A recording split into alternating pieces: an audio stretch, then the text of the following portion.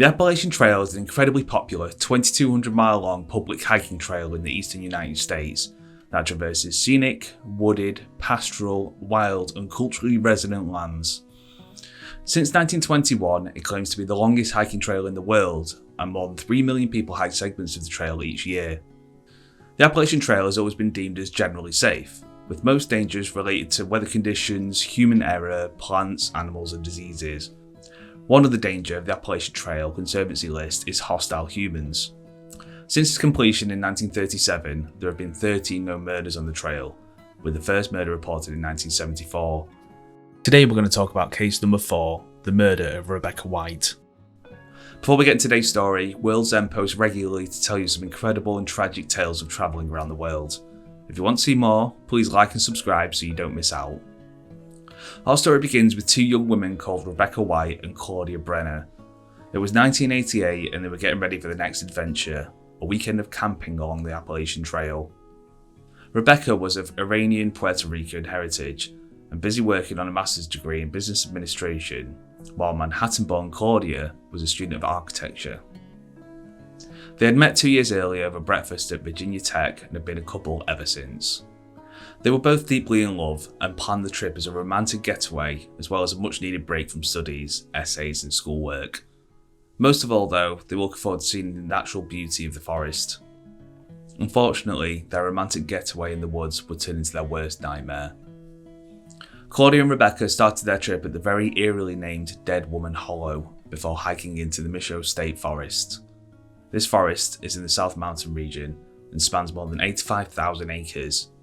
It's also known as Pennsylvania's cradle of forestry and is dominated by vast slopes of oak trees. Claudia and Rebecca began hiking toward the campsite, taking in the beautiful sights, smells and sounds of the forest. They said they loved the isolation and the silence it provided. They finally arrived at the campsite where they set up camp, pitching their tents and setting up the campfire for a romantic weekend ahead. Out of nowhere, Rebecca was startled when she saw a man appear out of nowhere, who proceeded to ask her for a cigarette. Rebecca was understandably spooked and urged Claudia to find another campsite which was more secluded and private. Claudia of course agreed, and they got dressed, gathered up their belongings and got the hell out of there. "See you later," the man said as they both disappeared out of sight. It was now late afternoon and they both put this incident behind them and began enjoying what the forest had to offer. They stopped to check their map and shared a kiss as they agreed upon their next stop. Out of nowhere they hear a voice in the dense forest. "Are you guys lost?" It was the same man from the previous campsite, but this time, terrifyingly, he had a .22 caliber rifle slung over his shoulder. Although they were both frightened, they bravely stood up to the man and told him that they were fine and that they weren't lost. They proceeded to leave and try and put as much space between them and the man as they could. They both made it to their new campsite at around 5:30 PM, and they were glad to have shaken the strange man. The incident was soon forgotten and they settled down into their new camp. They made a romantic dinner for two and after eating, lay down and made love on a grassy bank at their camp. Little did they know, the strange man had continued to follow them and he was stood 100 metres away watching them. Unaware of the man's presence, the two were having the night of their lives before they heard a loud bang, followed by countless more. They were gunshots. The strange man had opened fire on both of them in the silent forest. Claudia said, "When the first bullet hit me, my arm exploded. My brain could not make the connection fast enough to realise I'd been shot. I saw a lot of blood on the green tarp on which we lay and thought for a split second about earthquakes and volcanoes. A total of 8 bullets were fired at the young couple. Claudia was hit 5 times in the arm, face, head and neck, while Rebecca suffered shots to her head and back. Unfortunately, the last shot ruptured Rebecca's liver. Finally, the spray of bullets finally stopped and Claudia prayed that Rebecca managed to find cover just as she did. Unfortunately, Rebecca was too badly wounded to find cover herself and was lay at the foot of a tree struggling for breath. Claudia said, "I didn't know she was fatally wounded. I tried everything I could think of to have the two of us leave together, including picking her up a bunch of times, but she just kept collapsing." Claudia then had to make the impossible decision to leave her girlfriend and go find help. She said, "I think the motivation of believing if I only got help for her she might live, and it propelled me just as much realising I needed help for my own injuries." Claudia made Rebecca as comfortable as she could and hesitantly left to go find help, knowing this might be the last time she ever sees her. The trail was gruelling and hard going. Claudia was badly wounded herself and every step was a struggle. As well as this, she had no idea if the insane man was still following her or whether she was still watching Rebecca. She said, "I was terrified, but I felt I had no choice but to go on and take my chances." Claudia amazingly hobbled and hiked 3 miles until she found the road. She luckily managed to flag down a car where a Good Samaritan gave her a lift to the Shippensburg police station. At the station, she quickly told the officers their terrifying ordeal and urged them to hurry and help Rebecca. Claudia was forced to go to the hospital herself, and the officers assured her that they would find Rebecca, but her wounds were too great for her to join them. Sadly, when the officers arrived at the scene, they were too late. Rebecca had quickly succumbed to her injuries and passed away, most likely when Claudia was still hiking back to the road. There was nothing that could have been done.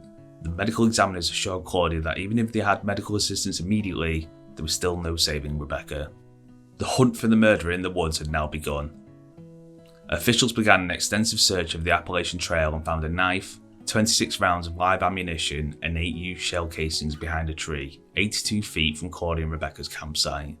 After their inquiries, they quickly found a lead to one person, the so-called mountain man who lived in a cave and survived through fishing and hunting in the woods of the trail. His name was Stephen Roy Carr. The young 21-year-old man had seemingly moved from hunting animals to murdering human beings in cold blood. Police were stumped on how to find the man. Other than combing through tens of thousands of acres of forest, they were solely reliant on leads. Fortunately, a lead came through from the most bizarre of places, an isolated Mennonite community in the Appalachian backwoods. One member of this community told the police that a scrubby-looking man recently joined their ranks. It's incredibly lucky that this member of the community knew about the murder. They are forbidden to watch television or listen to radio, but luckily for the police, this member had sneakily managed to acquire a TV and learned about the local murder. The man recognised him as Stephen Roy Carr, and the Mennonite community alerted the authorities, and Carr was captured and arrested for an outstanding warrant in Florida. Commenting on the luck of the person whose community had unwittingly harboured Carr, also breaking the rules to watch TV, Claudia later joked, "I like to think of that sinner as my particular favourite." Carr was interviewed and changed his story multiple times. He initially told the police that his rifle was stolen and had no idea about the crimes. After the police told Carr that they had evidence linking him to the murder, he told them that he thought the 2 women were deer and that he was just out hunting. The police told the man that one of the women had survived, that this brave young lady had told them the terrifying story of 2 innocent women being followed by a strange man in the middle of the woods who ended up opening fire on them for no reason. Carr broke down and wept. When the case went to trial, part of his only defence was that they'd been provoked by the 2 women having sex in front of him, which caused him inexplicable rage. However, in a move incredibly liberal and forward-thinking for its time, Pennsylvania Judge Oscar Spicer ordered that any details about Claudia and Rebecca's relationship be made inadmissible in court to prevent discrimination against their being gay.